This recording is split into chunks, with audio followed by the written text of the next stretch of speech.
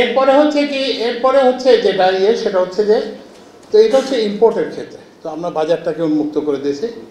এরপর হচ্ছে ডোমেস্টিক ক্ষেত্রে, ওই যে জালাল যেটা বললো যে আমরা সিসমিক সার্ভেটা এটা আবার ইয়েতে নিয়েছি, এবং আমরা 50টা কূপ আমরা খনন, এগুলো কিন্তু কূপ না, যে অনুসন্ধান কূপ না, এগুলো মোটামুটিভাবে যেখানে আগে আছে। কারণ আমার এখন হচ্ছে সমস্যা কিন্তু না, যে রিজার্ভ বাড়ানো এখন আমার না, আমার টার্গেট হচ্ছে যে ডিক্লাইনটাকে ঠেকানো, যে 200 MMCD মতো করে 5 বছর কমে যাচ্ছে। তো আপনি 200 MMCD যদি কমে, তাহলে আপনার তো বিদ্যুতের অবস্থা, সরি গ্যাসের অবস্থা এমনিতেই সঙ্গীন, তারপর দিয়ে আরও সঙ্গীন হবে।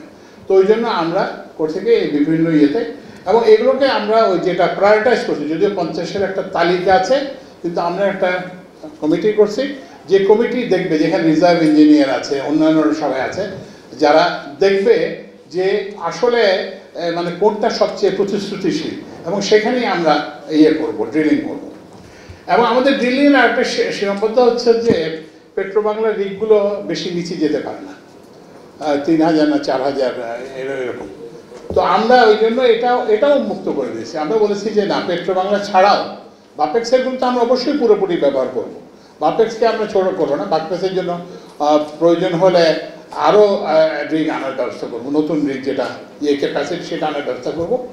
কিন্তু এর মধ্যে এই অন্তর্বর্তীকালীন সময়ে যে অন্য কেউ যদি যদি ওপেন টেন্ডারের মাধ্যমে যদি কূপ খনন করতে চায়, আমরা সেই কূপ খননের সুযোগ দিয়ে দেব।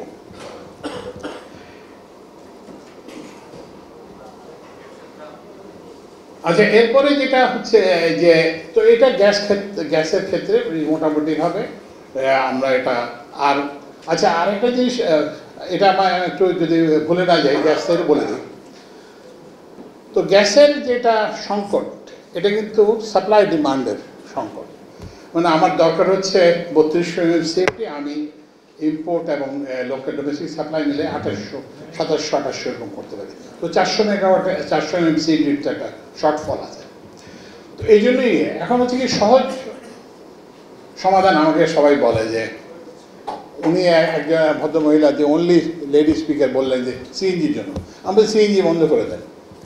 তো আমি আরেক জায়গায় বলছি যে আমি এখনই সিএনজি বন্ধ করার ঘোষণা দেব, কিন্তু আপনি বাসায় যেতে পারবেন তো?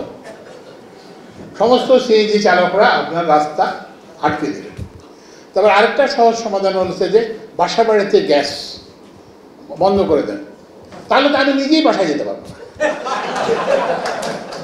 তো ওই জন্যই হচ্ছে কি, যে আমরা এখন থেকে একটা সামগ্রিক দৃষ্টিভঙ্গি নিতে হবে, যে সবাইকে নিয়ে কিভাবে কাজ করা যায় সেটাই।